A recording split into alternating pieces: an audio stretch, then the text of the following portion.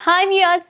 రైతు రుణమాఫీపై సీఎం రేవంత్ రెడ్డి చెప్తున్న మాటలు అన్నదాతలను గందరగోళానికి గురిచేస్తున్నాయి. తాజాగా ఆయన చేసిన వ్యాఖ్యలతో గడువులోపు రుణమాఫీ పూర్తవుతుందా అనే సందేహాలైతే నెలకొంటున్నాయి. రైతు రుణమాఫీపై సీఎం రేవంత్ రెడ్డి చెప్తున్న మాటలు అన్నదాతలను గందరగోళానికి గురిచేస్తున్నాయన్న విషయం నిజమవుతోంది. తాజాగా ఆయన చేసిన వ్యాఖ్యలతో గడువులోపు రుణమాఫీ పూర్తవుతుందా అనే సందేహాలు నెలకొంటున్నాయి. నెలాఖరులోపు 1,50,000 వరకు మాఫీ చేస్తాం, ఆగస్టులోగా 2 లక్షలు మాఫీ చేస్తాం, నేను విదేశాలకు వెళ్లి వచ్చిన వెంటనే రుణమాఫీ పూర్తి చేస్తామని సీఎం రేవంత్ రెడ్డి మరోమారు స్పష్టం చేశారు. నాగర్ కర్నూలు జిల్లా కల్వకుర్తి నియోజకవర్గం వెల్దండ మండలం కోట్ర చౌరస్తాలో దివంగత జైపాల్ రెడ్డి విగ్రహాన్ని మంత్రులు దామోదర్ నరసింహ, జూపల్లి కృష్ణారావులతో కలిసి ఆదివారం ఆవిష్కరించిన అనంతరం కల్వకుర్తి పట్టణంలో నిర్వహించిన బహిరంగ సభలో రేవంత్ ప్రసంగిస్తూ ఈ వ్యాఖ్యలు చేశారు.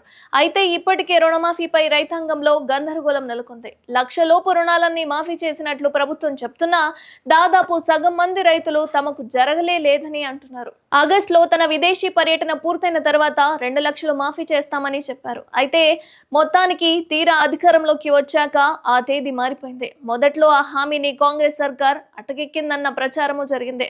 ఆగస్టు 15 లోపు రుణమాఫీ సహా గ్యారంటీలన్నీ అమలు చేయకపోతే రాజీనామాకు సిద్ధమా అంటూ మాజీ మంత్రి హరీష్ రావు సవాల్ విసరడంతో రేవంత్ రెడ్డిపై ఆ ఒత్తిడి బలంగా పనిచేస్తోంది.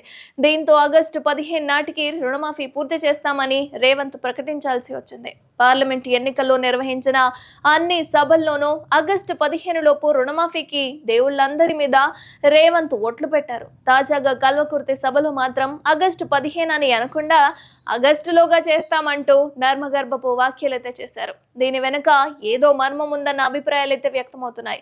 తాను 14 వరకు విదేశీ పర్యటనకు వెళ్తున్నానని, తిరిగి రాగానే మొత్తం రుణమాఫీ చేస్తానంటూ సీఎం చేసిన ప్రకటనపై నిపుణులు విమర్శలు వ్యక్తం చేస్తున్నారు. విదేశీ పర్యటనకు రుణమాఫీ పూర్తికి సంబంధం ఏంటని ప్రశ్నిస్తున్నారు. 14న వస్తే 15లోగా రుణమాఫీ చేయొచ్చు కదా అని సందేహిస్తున్నారు. మొత్తానికి తమకు డబుల్ బెడ్రూమ్ ఇండ్ల పట్టాలు ఇవ్వకపోవడంపై ముఖ్యమంత్రి సభలో మహిళలు నిరసన తెలిపారు.